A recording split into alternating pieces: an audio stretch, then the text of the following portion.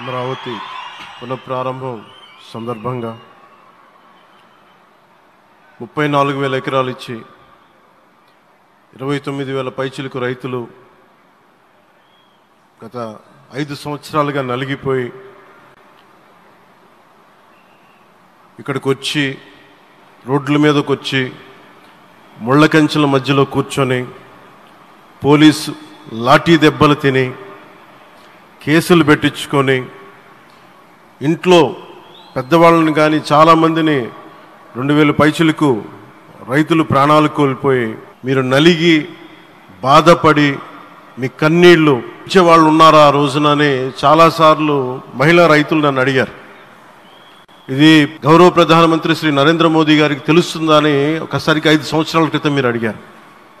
నేను ఆ రోజు ఆయనకి తెలియకుండా ఏది ఉండదు, అమరావతి శాశ్వత రాజధానిగా ఉంటుందని ఆ రోజు మేమందరం కలిపి మాట ఇచ్చాం. ఆ ఇచ్చిన మాట ప్రకారం ఈ రోజున గౌరవ ప్రధానమంత్రి గారి చేతుల మీదుగా మళ్ళీ ఇంకొకసారి పునఃప్రారంభం జరగబోతుంది.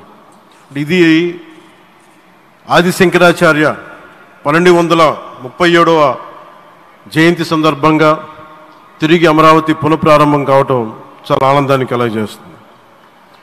మనందరం 5 కోట్ల మంది ప్రజలకి సంబంధించి ఇది ఒక హబ్, ఇది సెంటర్, నర్వ్ సెంటర్. ఇది అంటే మనందరికీ సంబంధించిన ఇల్లు. ఇది మనందరం ఎవరిని అడుగుతున్నామంటే, ఒక ప్రధానమంత్రి గారు పూర్వం సన్యాసాశ్రమంలో ఉన్నప్పుడు ఆయనకి అనికేత్ అనే పేరు పెట్టారు. అనికేత్ అంటే అర్థం పరమశివుడు, ఇల్లు లేనివాడని.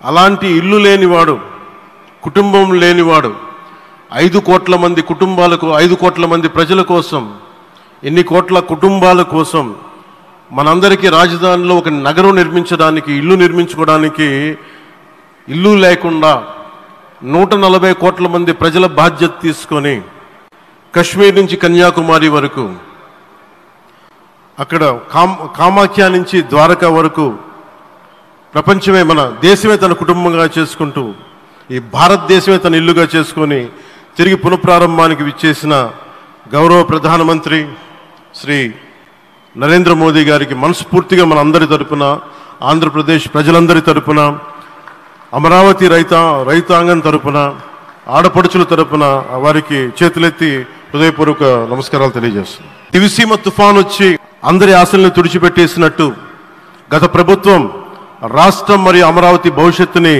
తుడిచిపెట్టేసింది. అమరావతి అంటే పరదాలు, సెక్షన్ 30, సెక్షన్ 144 మాత్రమే గుర్తుకొచ్చేలా పనిచేశారు. నువ్వు ధర్మం కోసం నిలబడితే ధర్మం నువ్వు నిలబడేలా చేస్తుంది అనే విధంగా ఆ రోజున అమరావతి రైతులు, రాష్ట్ర ప్రజలు ఈ ధర్మ యుద్ధంలో విజయం సాధించారు. రైతులు ఇచ్చిన 11,000 ఎకరాల భూమిని త్యాగం చేసి వారి సంకల్పం, 33,000 ఎకరాల భూమిని త్యాగం చేసి వారి సంకల్పం ఫలితంగా ఈ రోజున ఆంధ్రప్రదేశ్ రాజధాని ఆవిర్భవించింది. అమరావతి రాజధాని పనులు పునఃప్రారంభమవుతున్న ఈ శుభ సందర్భంలో ముందుగా రాజధాని నిర్మాణం కోసం స్వచ్ఛందంగా ముందుకొచ్చి తమ భూముల్ని, పొలాల్ని ప్రభుత్వానికి ఇచ్చిన అమరావతి ప్రాంత రైతులకు, మీ త్యాగానికి, గత 5 ఏళ్లుగా మీరు చేసిన పోరాటానికి శిరస్సు వంచి మీకు ధన్యవాదాలు తెలియజేస్తున్నాం. గత 5 ఏళ్లుగా రాజధాని నిర్మాణం నిలిచిపోయి రాజధాని తరలిపోతుందనే సమయంలో రోడ్ల మీదకు వచ్చి 5 కోట్ల ప్రజల తరపున రైతులు, మహిళలు, విద్యార్థులు చేసిన పోరాటం, మీరు పడిన అవమానాలు, మీపై పడిన గాయాలు ప్రతి ఒక్కటి మా మనసులో ఉంది. ఆ రోజున దివ్యాంగులను కూడా లాఠీ దెబ్బలు నా గుండెలు ఇంకా సజీవంగా ఉన్నాయి. ఆ బాధ మేము మర్చిపోలేదు, ఎవరిని మర్చిపోనివ్వలేదు. అందుకని దానికి సజీవ సాక్షి ఈ రోజున తిరిగి పునఃప్రారంభానికి గౌరవ ప్రధానమంత్రి గారు రాక, ఆ రోజున మహిళలు, విద్యార్థులు చేసిన పోరాటం, మీరు పడిన అవమానాలు, మీపై పడ్డ గాయాలు ప్రతి ఒక్కటి మనసులో ఉంది. మీ త్యాగాన్ని మేము మర్చిపోం. మీరు చేసిన త్యాగానికి జవాబుదారీగా ఉంటాం. బాధ్యతగా అమరావతి నిర్మాణం జరిగేలా సాయశక్తుల ఈ కూటమి ప్రభుత్వం కృషి చేస్తుంది. అమరావతి రైతుల త్యాగాలను హృదయపూర్వకంగా స్మరించుకుంటూ వారి ప్రతినిధులుగా ఇక్కడకు విచ్చేసిన రైతులకి నా ప్రత్యేక నమస్కారం. ఈ పోరాటంలో వారికి ప్రతినిధులుగా సన్మానం అందుకుంటున్న మహిళా రైతులు పాత్ర, ప్రత్యేకించి అమరావతి మహిళా రైతుల పాత్ర చాలా అభినందనీయం. మీరు ఎంత నలిగారు, మీరు ఎంత రోడ్ల మీదకి వచ్చారు. మగవాళ్ళు ఆపేస్తే ఆడపడుచులు బయటకు వచ్చి తిరిగి పౌరుషం చూపించారు, ఆంధ్ర పౌరుషాన్ని చూపించారు. మీరికి నా ప్రత్యేక అభినందన.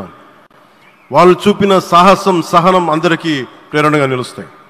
వేదిక మీద ఉన్న నా మంత్రివర్గ సహచరులకి, గౌరవ ప్రధానమంత్రి శ్రీ నరేంద్ర మోదీ గారికి, విజనరీ అయిన గౌరవ ముఖ్యమంత్రి శ్రీ నారా చంద్రబాబు నాయుడు గారికి, సోదరులు లోకేష్ గారికి, గవర్నర్ గారికి ప్రత్యేకించి నా హృదయపూర్వక నమస్కారాలు, ధన్యవాదాలు తెలియజేస్తున్నాను.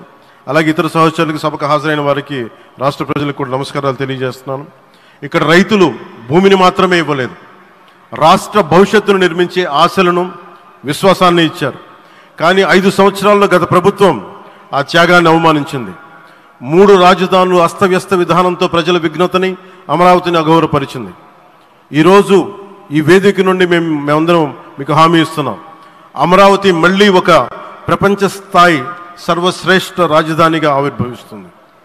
అమరావతి ఒక ఆర్కిటెక్చరల్ జోన్, ఒక కాంక్రీట్ జంగిల్గా మిగిలిపోకుండా జవాబుదారీతనం, న్యాయం, ప్రజాస్వామ్యానికి ప్రతీకగా నిలవాలని ఆకాంక్షిస్తున్నాను.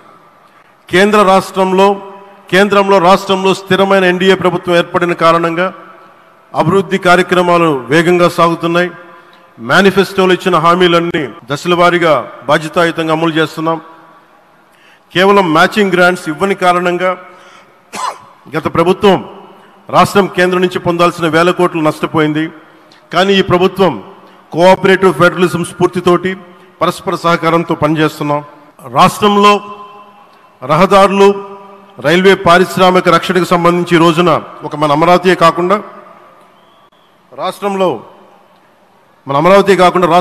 రహదారులు, రైల్వే, పారిశ్రామిక రక్షణకు సంబంధించి ఈ రోజున 1,07,00,000 కోట్ల విలువైన అభివృద్ధి పనులకి ప్రధాని గారు శంకుస్థాపనలు, ప్రారంభోత్సవాలు చేస్తున్నారు. రాయలసీమలో గుంతకల్ రైల్వే, గోరంట్ల హైవే లాంటి వివిధ కార్యక్రమాలకు, ఉత్తరాంధ్రలో పిఎం ఏక్తా మాల్ లాంటి వివిధ పనులకు ఈరోజు శంకుస్థాపన, ప్రారంభోత్సవం చేస్తున్న ప్రధానమంత్రి గారికి నా హృదయపూర్వక కృతజ్ఞతలు. నేను అవనిగడ్డ ఎన్నికల ప్రచారంలో హామీ ఇచ్చిన దానికి అనుగుణంగా మనందరి ఆశలు మనకి ఆశించిన విధంగా నాగాయలంకలో మిస్సైల్ టెస్ట్ రేంజ్కి ప్రధానమంత్రి గారు ఈ రోజున శంకుస్థాపన జరగడం నాకు చాలా సంతోషంగా ఉంది. Now with honourable prime minister Shri Modiji and honourable CM Shri Chandrababu Naidu గారు, and together again Amravati will surely become a world-class capital, a 360-degree growth engine for all of Andhra Pradesh. Our youth will no longer have to leave for Bangalore, Chennai or Hyderabad. Soon Andhra Pradesh will create jobs for our people and attract talent from across the nation and the world. దీనికి అమరావతికి ప్రత్యేకించి ఒక వ్యక్తిని మనం స్మరించుకోవాలి. రాళ్లల్లో, రప్పల్లో ఒక మహానగరాన్ని చూసిన వ్యక్తి, ఒక 20 సంవత్సరాలు ముందుకెళ్ళి చూసిన వ్యక్తి. అలాంటి నాయకులు మనందరం కోరుకున్నట్టుగా ఆయన వెనంటే ఆయన ఉండాలి, ముఖ్యమంత్రిగా ఉండాలి అని మేము ఆశించిన విధంగా ఆయన ముఖ్యమంత్రి అయ్యారు. ఆయన సైబరాబాద్ అనే సిటీని ఎలా నిర్మించారో, ఎంత అద్భుతంగా రూపకల్పన చేశారో, అమరావతి అనే ఈ క్యాపిటల్ని కూడా ఆయన అపారమైన అనుభవంతో, ఆయన దక్షతతోటి, ఆయన గవర్నెన్స్ కేపబిలిటీ తోటి, అడ్మినిస్ట్రేటివ్ కెపాసిటీ తోటి ఇది అద్భుతమైన మహానగరంగా తీర్చిదిద్దుతుంది. ఇది ఆంధ్రప్రదేశ్కే కాదు, భారతదేశానికి తలమానికంగా అవుతుందని మనస్ఫూర్తిగా నేను ఆశిస్తున్నాను. అలాగే ప్రత్యేకించి ఈ రోజున మనం ప్రధానమంత్రి గారిని చాలా లోతుగా మనం అర్థం చేసుకోవాలి. ఈ రోజున కశ్మీర్లో దాదాపు 28 మందిని చంపేశారు. అలాంటి క్లిష్ట సమయంలో, రాష్ట్రం, దేశం మొత్తం యుద్ధం వైపు వెళ్తున్న సమయంలో, అలాంటి కీలక సమయంలో ప్రధానమంత్రి గారు ఇక్కడికి వచ్చి లోపలంత బరువు, గుండెల్లో బరువు పెట్టుకొని వేదన ఉండి కూడా అమరావతి రైతులు చేసిన త్యాగాలను మర్చిపోకూడదని చెప్పి ఇంత ఇబ్బందుల్లో కూడా ఆయనకు వచ్చినందుకు మనస్ఫూర్తిగా ఒక్కసారి మనందరం ప్రధానమంత్రి గారికి గౌరవ సూచకంగా మనందరం కృతజ్ఞతలు తెలియజేయాలి. The Pahalgam terrorist attack has been one of the darkest days for the entire country. Even the blood was spilled in Kashmir. The blood spilled in Kashmir, it created tremors in the entire nation. And we had seen it personally, witnessed personally, the pain of the victims. for the Honorable PM Modi ji. He is leading the country through these tough times, and he assured all the citizens with stern action against the perpetrators of terrorism. I know this is very sensitive time, and Modi ji is carrying the nation's burden. Amidst this tremendous difficult movement, Modi ji still gave time and came today to Amravati. This shows his deep commitment to Andhra Pradesh, to the people of Andhra Pradesh, and we are deeply grateful to you, sir. May Lord Bhavani, మన కనకదుర్గమ్మ ఆశీస్సులతోటి వారికి బలాన్ని ఇవ్వాలి, శక్తిని ఇవ్వాలి, మనందరం ప్రార్థిద్దాం. May Lord Bhavani Mata give immense strength to our Honorable Prime Minister Modi ji to lead our nation and bless Bharat, Andhra Pradesh and Amravati. Jai Bhavani, Jai Bharat and Jai Hind.